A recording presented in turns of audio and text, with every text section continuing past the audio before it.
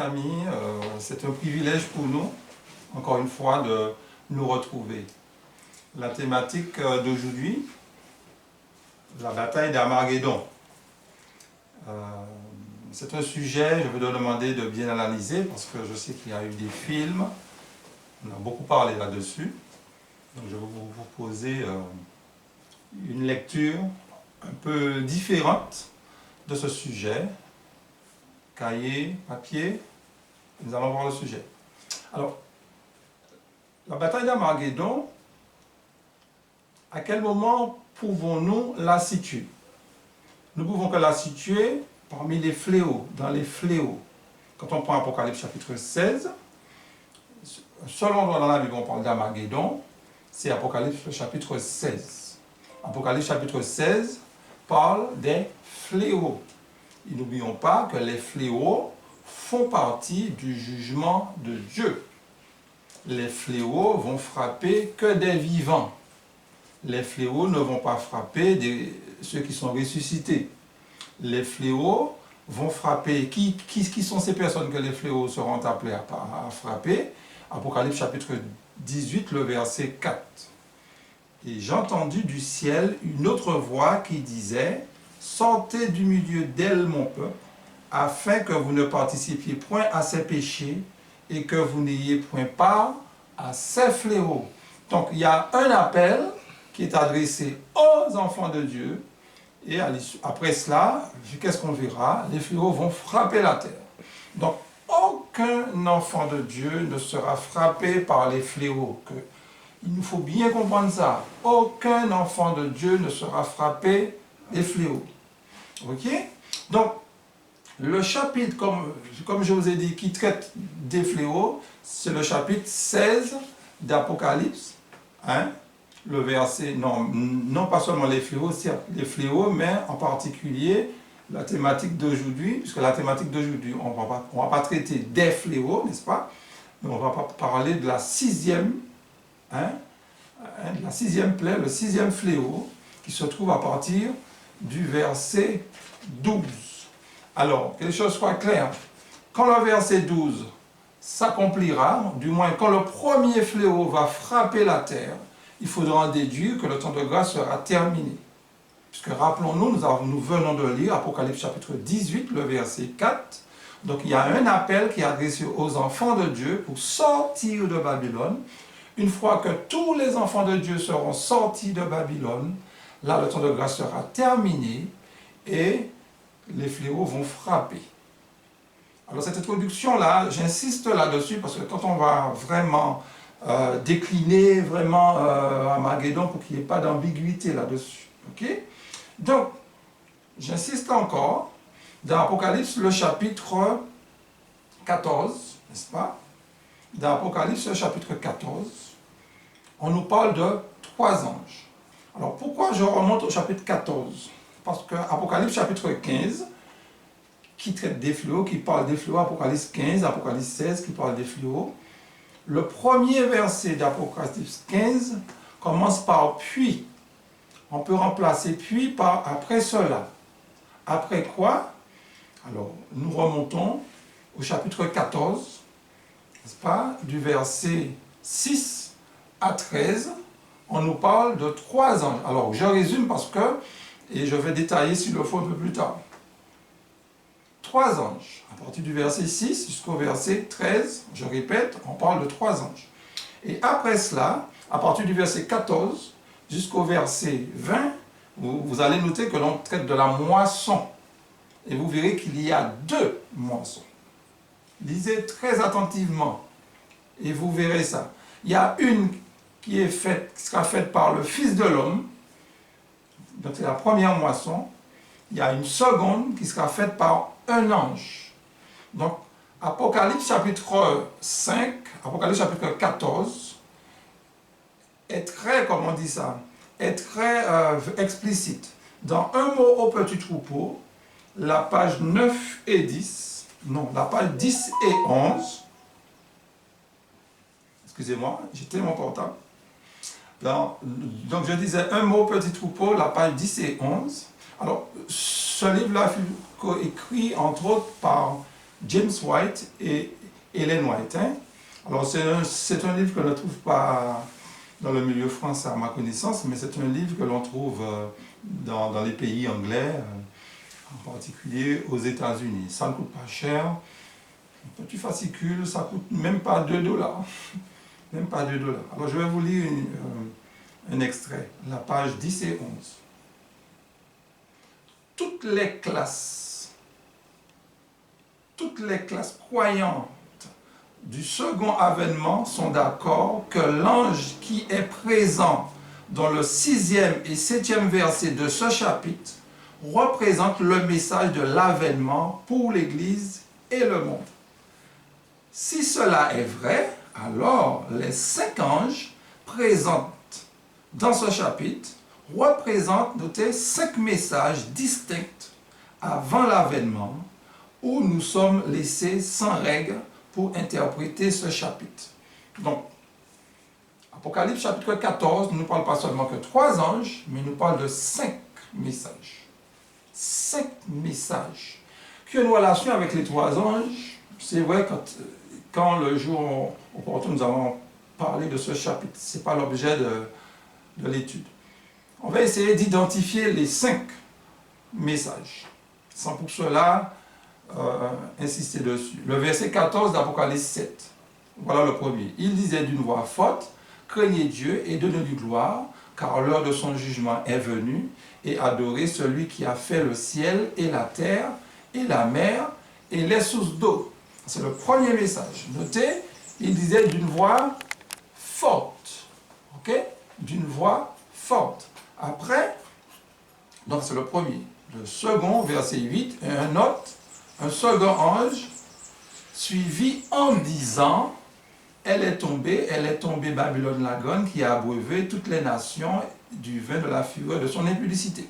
Donc, second message, avec une voix forte, disant, etc. Verset 9.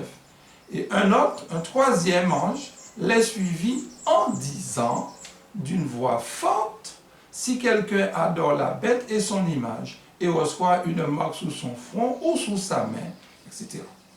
Donc, c'est un chapitre que vous connaissez. Donc, les 3 anges parlent. Donc, ils ont un message adressé aux habitants de la terre.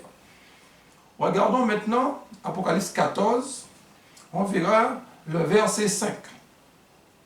Et un autre ange, suivi du temple, cria d'une voix forte à celui qui était assis sur la nuée, lance ta fossile et moissonne, car l'heure de moissonner est venue, car la moisson de la terre est mûre.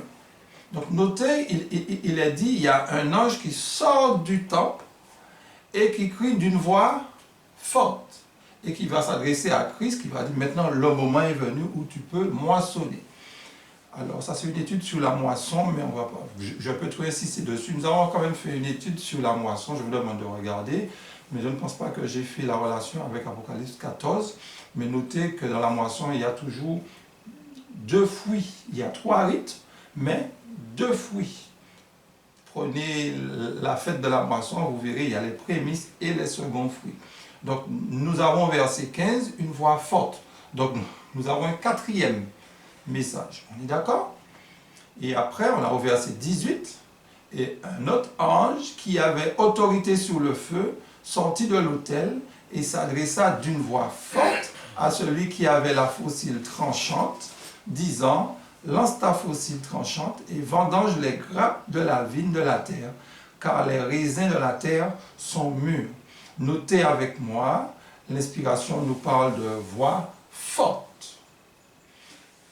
Je sais, on a coutume, quand on aborde le verset 14 d'Apocalypse 14, de parler du retour de Jésus. Je respecte ça, il n'y a pas de souci. Mais regardez les détails qui sont donnés. Ce n'est pas chaque fois que nous voyons Jésus sur les nuées des cieux, il faut conclure que c'est le retour de Jésus. Okay, nous avons l'exemple d'ailleurs de Daniel 7. Nous avons l'exemple d'Ésaïe 66, à partir du verset 15, etc. Donc c'est pour cela qu'il ne faut pas constamment, chaque fois on voit, je répète, Jésus sur les nuées des cieux, conclure que c'est le retour de Jésus. Certes, c'est la personne de Jésus, c'est Jésus qui intervient, mais il a quoi dans la main? Une fossile. Donc il va moissonner. La moisson se fait avant le retour de Jésus, mais je peux trop insister là-dessus. Mais notez que Jésus sort du temple, non, l'ange sort du temple, et notez qu'on parle d'autel.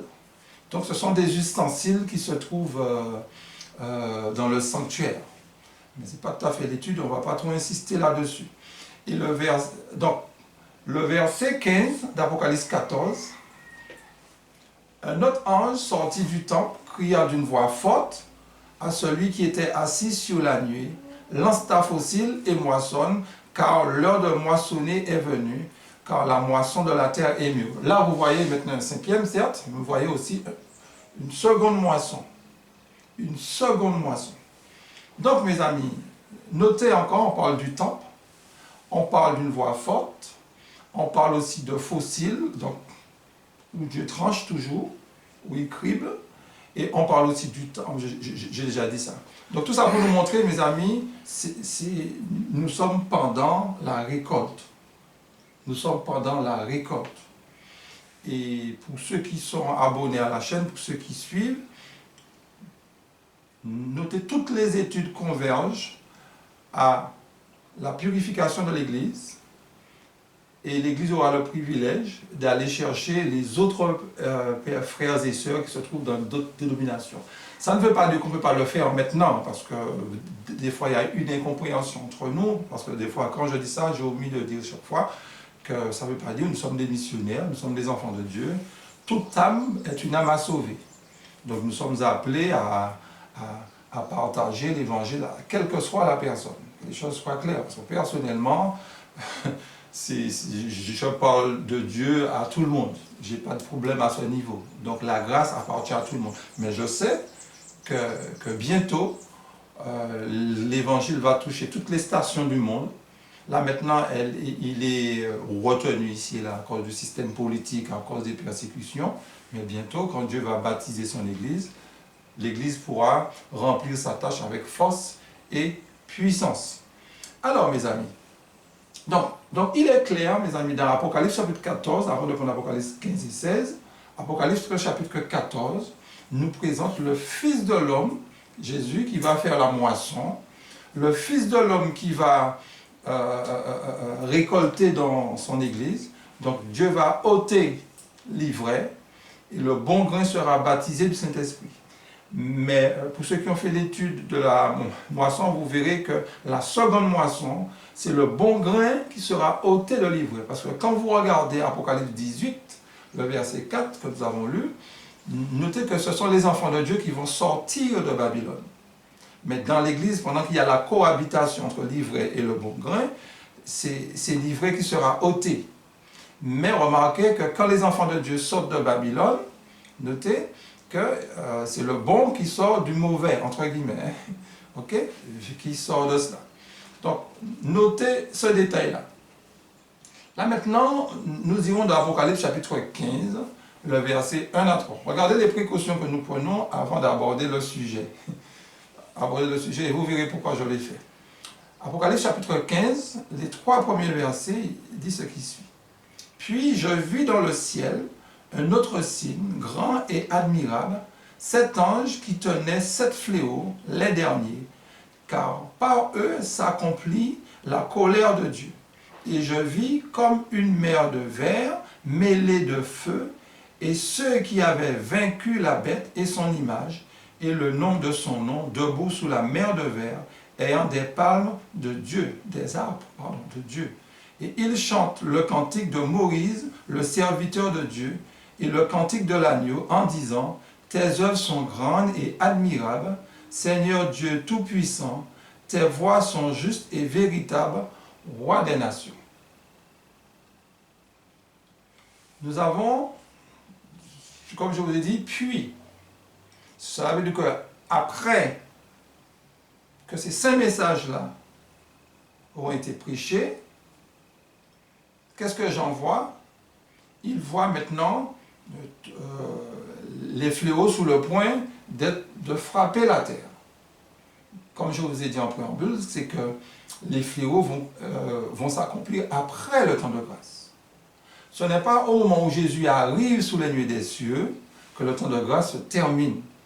Le temps de grâce se termine avant que Jésus n'arrive. Quand les fléaux vont frapper la terre, on saura d'une manière concrète que le temps de grâce sera terminé. Parce que notez que les fléaux vont frapper tous ceux qui auront pris l'image de la bête.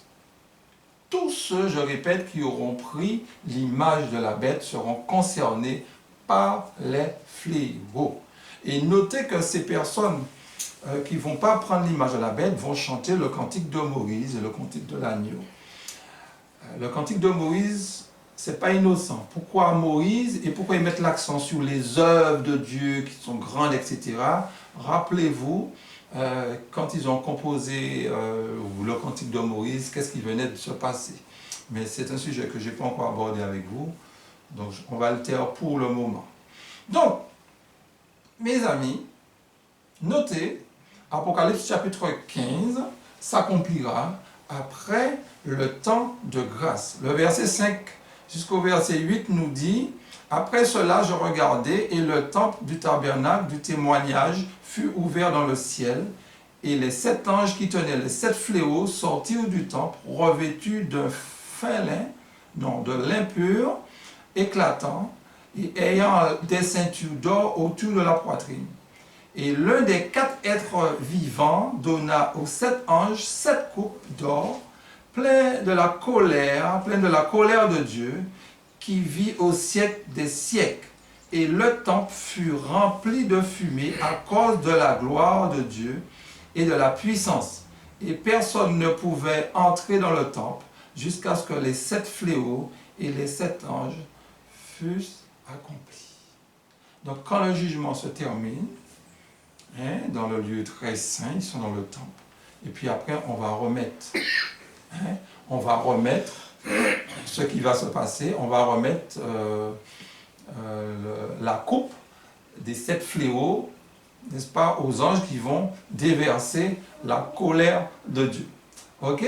Bien. Donc la colère de Dieu va se manifester à travers les fléaux. N'oublions pas ça. La colère de Dieu va se manifester avec les fléaux. Donc, Apocalypse, le chapitre 16, là maintenant nous allons prendre, nous irons dans notre étude. Donc, j'ai fait une grande introduction de manière à contextualiser, n'est-ce pas, notre étude. Parce que très souvent, quand on parle de la guerre d'Armageddon, le mai soit après les 1000 ans, j'ai entendu dans le dernier questionnaire, quand on a traité d'Apocalypse, je n'ose même pas dire ce qu'ils ont dit, ce n'est pas une critique, mais vous allez voir ce qu'ils ont dit. J'ai été tenté de comparer, mais bon, je préfère présenter et vous allez vous-même analyser. Parce que vous savez, quand on parle de la parole de Dieu, il ne faut pas non plus... chaque personne donne une interprétation, mais sachez que les interprétations doivent sortir, à mon humble avis, d'un prophète. C'est pour cela que Dieu envoie un message pour son Église. Quelle que soit la consécration d'un ancien, d'un frère, quelqu'un ne peut pas révéler une prophétie comme ça. Il est obligé de tirer ce qu'il dit des écrits d'un prophète.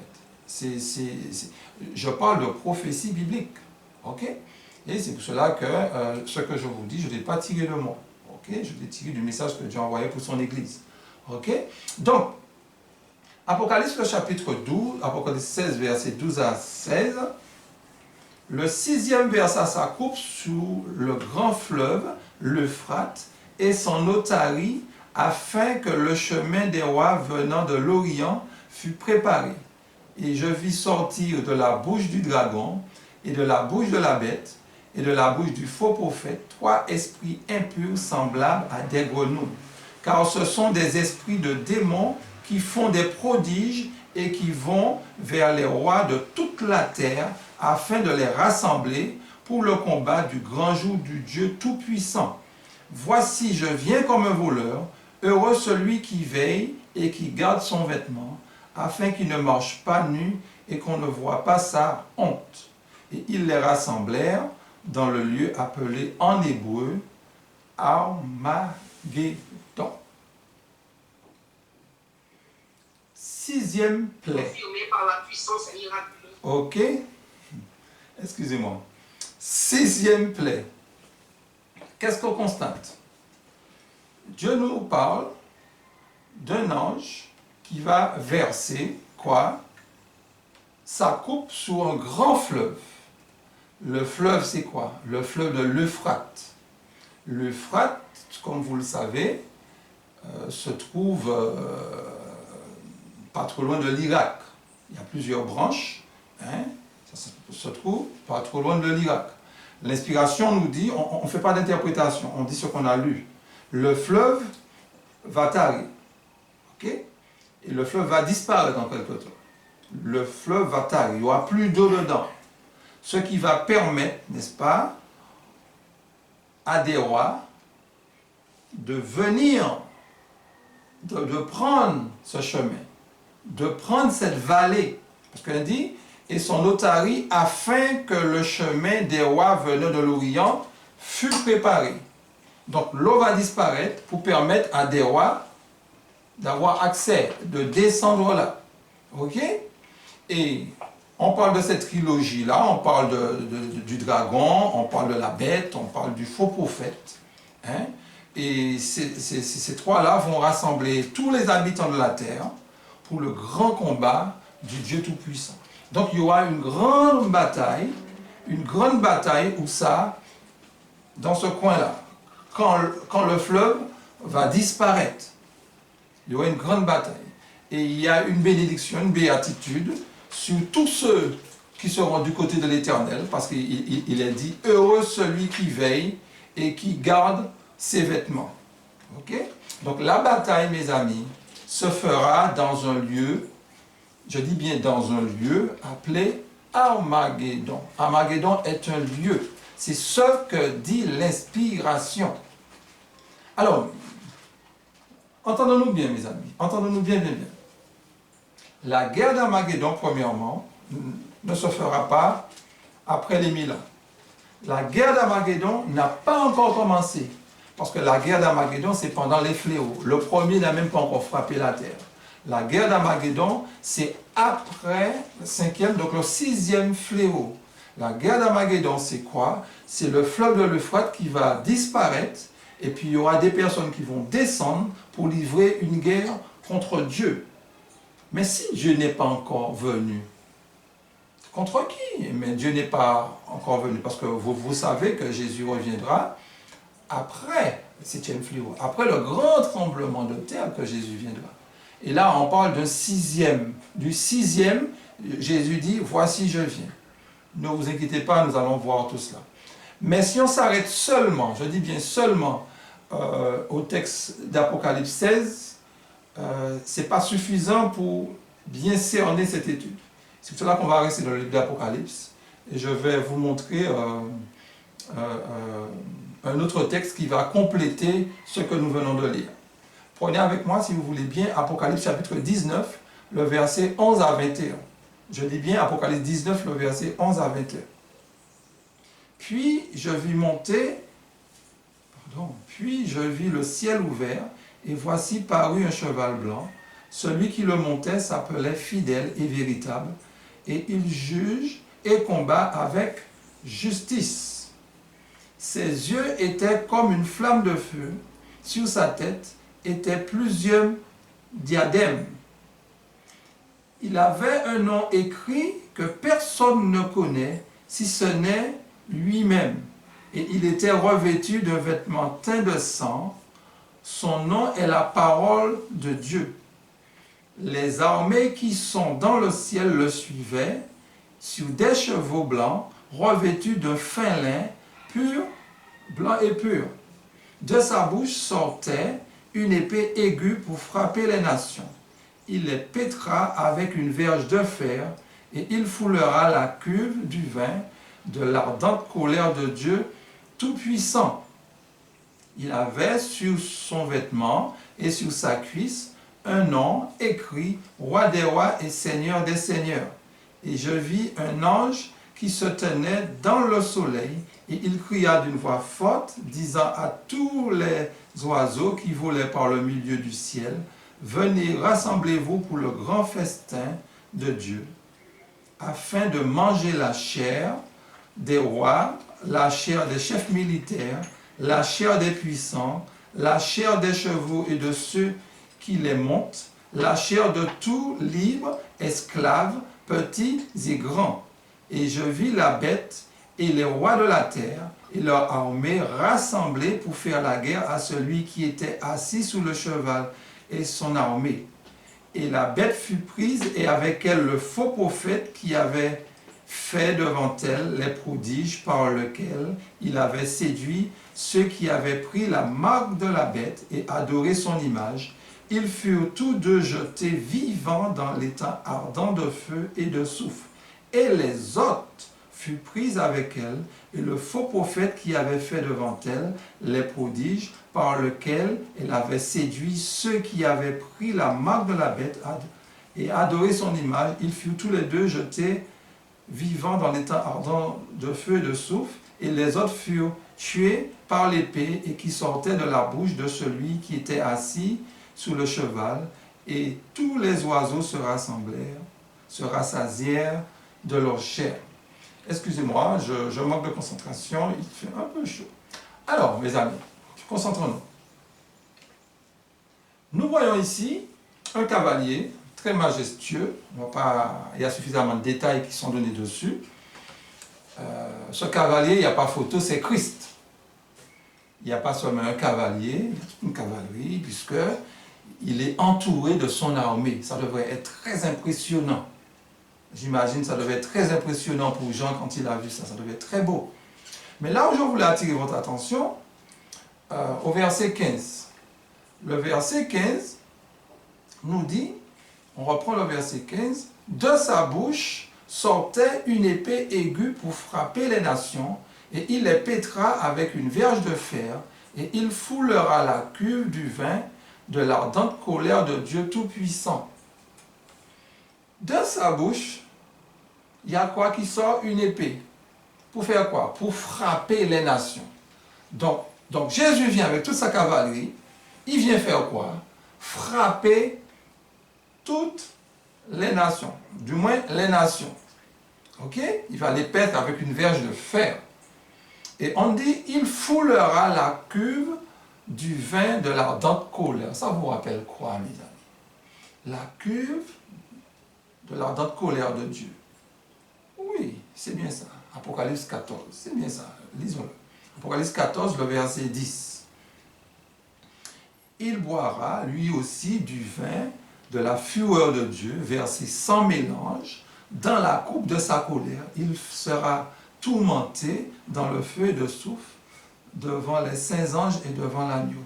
Notez, il boit le vin de la fureur, qui est donné dans le troisième ange, et ça ressemble à Apocalypse 14, Apocalypse 15, Apocalypse 16, parce que n'oublions pas que les fléaux sont appelés la cuve de la colère de Dieu.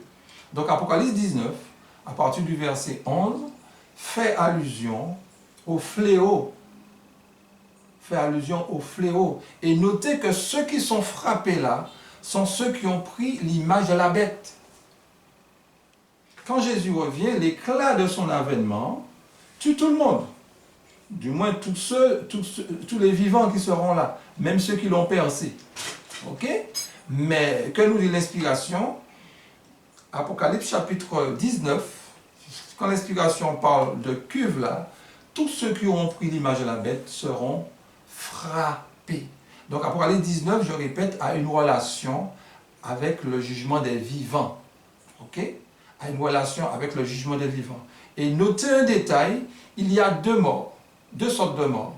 Il y a ceux qui sont brûlés, à savoir le faux prophète et la bête, et les autres sont détruits par l'éclat de l'avènement. Et les autres sont détruits par l'éclat de l'avènement, certes, mais notez que les autres sont mangés par qui? Par quoi? Par des oiseaux. Par des oiseaux, par des bêtes des champs. Parce qu'ils vont tomber. Mes amis, Apocalypse 19 est en relation avec la guerre d'Armageddon. Quand les fléaux vont frapper la terre, les méchants vont dire que c'est nous qui attirons sur eux la malédiction. Ils vont faire des plans pour nous exterminer. Mais Dieu, qu'est-ce qu'il va faire? Il va s'opposer. Il ne vient pas d'une manière littérale, physique, mais il va agir, il va frapper ces nations-là, mes amis. Il va les frapper. Ce n'est pas son retour en gloire qui est là, mes amis. Ce n'est pas son retour en gloire. La guerre d'Armageddon, je répète, se fera pendant les fléaux. Pas après les fléaux, pas avant les fléaux, c'est pendant les fléaux, 6e fléau. Pendant les fléaux, il y aura une guerre, n'est-ce pas, entre Dieu et Satan. Satan se servira du monde apostat et Dieu nous protégera parce qu'il y a une béatitude sur nous. Heureux ceux, n'est-ce pas, qui ont lavé leur robe, etc. Qui gardent leur robe propre, etc. Donc tout ça pour nous dire quoi, mes amis? La guerre d'Armageddon n'est pas une bataille qui se fera après les 1000 ans.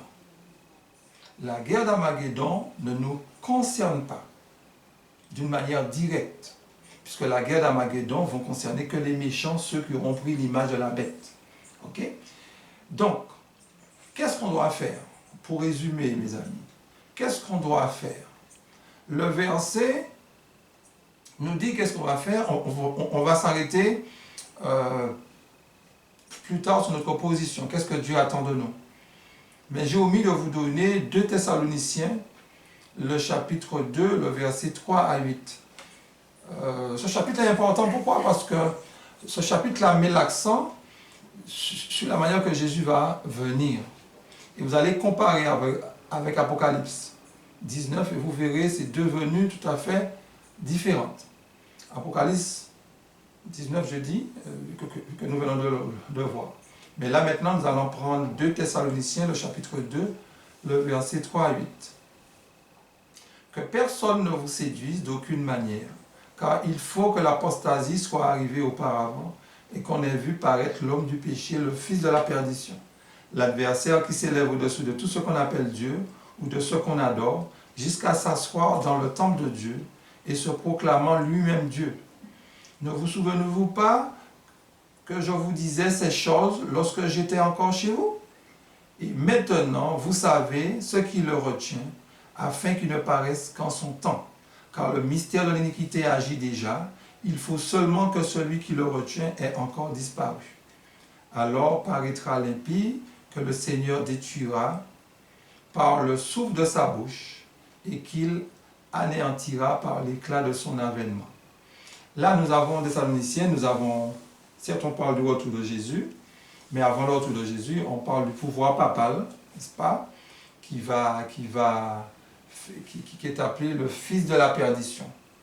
Et remarquez qu'au verset 8, il dit « Alors l'impie paraîtra », qui veut dire le pape, que le Seigneur Jésus détruira par le souffle de la destruction.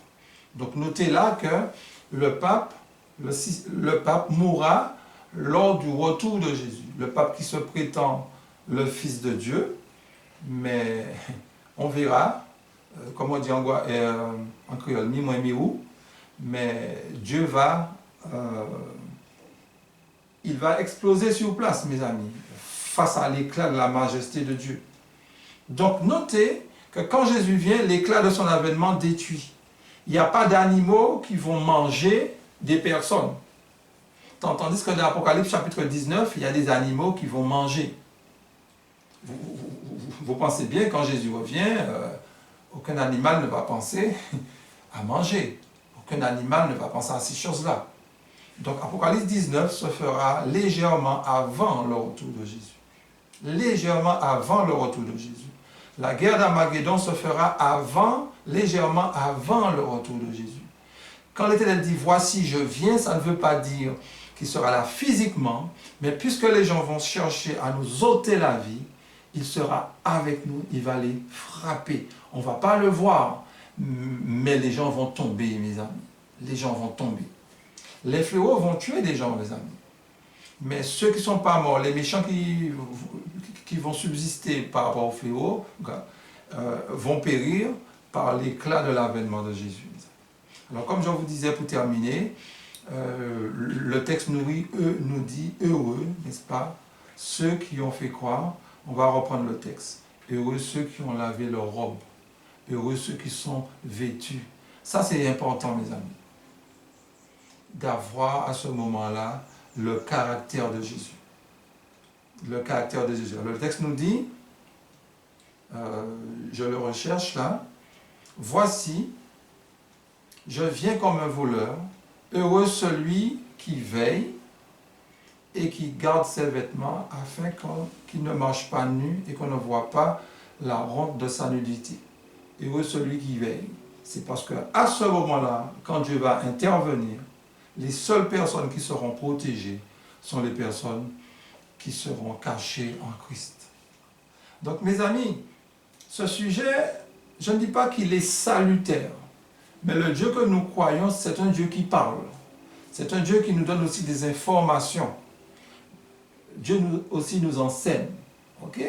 S'il est vrai, on ne va pas faire de ce sujet un sujet de salut, mais c'est un sujet à savoir, quand on parle d'Armageddon, pour savoir où le situer.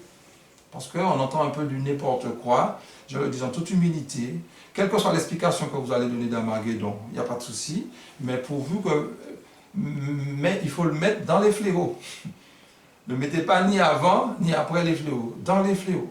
Quelle que soit l'explication, même si vous n'êtes pas convaincu par ce que je vous ai dit, mais il faut le mettre dans les fléaux, c'est parce que les fléaux sont, la guerre d'Armageddon, c'est pendant les fléaux.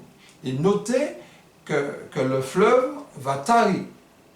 Alors, certains disent que le fleuve est symbolique, fleuve représente peuple, Babylone, etc. Mes amis, dans les fléaux, quand on parle de fleuve, depuis tous les fléaux, quand on parle de fleuve qui deviendra en sang, le premier fléau, hein, quand on parle les sources d'eau qui vont devenir en sang, quand on parle du soleil qui va brûler les hommes, quand on parle d'un ulcère, quand on parle de toutes ces choses-là, si vous voulez symboliser les choses, c'est vous, libre à vous.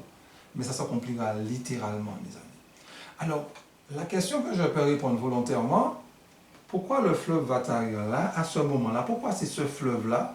Pourquoi cette bataille se fera là? Ce qui sous-entend que les enfants de Dieu ne seront pas trop loin de ce coin-là. Mais en temps et en heure, nous allons voir ce sujet parce que je ne vous ai pas tout dit concernant cette guerre-là. Je ne vous ai pas tout dit parce qu'il y a des thèmes que je n'ai pas encore abordés avec vous. Mais si le fleuve va disparaître là, si les gens vont descendre là, c'est parce que les enfants de Dieu ne seront pas trop loin. Alors quand on parle des rois qui vont venir, le roi là, contrairement à ce que dit le questionnaire qui a traité du livre d'Apocalypse, ça fait quelques années de cela, le roi là, ce n'est pas le retour de Jésus, mes amis. C'est parce qu'on parle on nous dit des rois, on ne dit pas un roi, des rois. Donc ces rois-là vont descendre faire la guerre contre Dieu. Donc ça n'a rien à voir avec Jésus-Christ, mes frères et sœurs. Alors que Dieu nous bénisse. Et en attendant ces moments qui seront extrêmement difficiles, Dieu nous demande de nous habiller, Dieu nous demande de nous tourner vers lui, et il est en train de nous confectionner à la croix. Il nous a confectionné un manteau, son manteau de justice, et tous ceux qui l'acceptent sont revêtus, on ne voit pas leur nudité. Et même quand nous sommes chrétiens, nous avons le vêtement des fois sale, nous devons laver ce vêtement dans le sang précieux de notre Seigneur Jésus-Christ. Nous avons un Christ qui nous aime. Quand il pose le regard sur nous, c'est un regard d'amour. Même si les fléaux peuvent faire peur, mais les fléaux est une bonne nouvelle pour les enfants de Dieu. Mais les fléaux est une mauvaise nouvelle pour les méchants. Si on sert Dieu, on sera épargné des fléaux. Le but de Dieu n'est pas de frapper la terre. Non. Le but de Dieu, c'est de nous sauver. Mais puisqu'il y a des personnes qui ne veulent pas, donc Dieu sera obligé de tirer les conséquences. Que Dieu nous bénisse, mes bien-aimés. Amen.